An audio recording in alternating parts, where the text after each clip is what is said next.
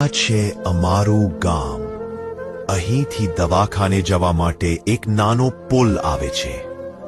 વર્ષોથી આ જ રસ્તો છે, પણ દરેક વરસાદે આ રસ્તો જોખમ બની જાય છે.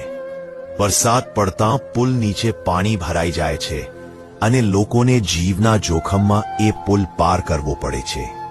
વિચારજો, એક બીમાર વ્યક્તિ કે કોઈ સ્ત્રી બાળક સાથે જ્યારે આ પાણીમાંથી પસાર થાય છે ત્યારે એના દિલમાં કેટલો ડર હોય છે. સરકારને ખબર છે, પણ હજી સુધી કોઈ પગલું લેવામાં આવ્યું નથી. સમાજ પણ આ દ્રશ્ય દર વર્ષે જુએ છે, પણ કોઈ અવાજ ઉઠાવતો નથી.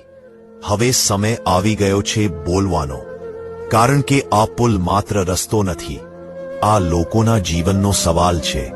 એક શેર કરો, એક અવાજ ઉઠાવો, કદાચ એ અવાજ કોઈનો જીવ બચાવી શકે.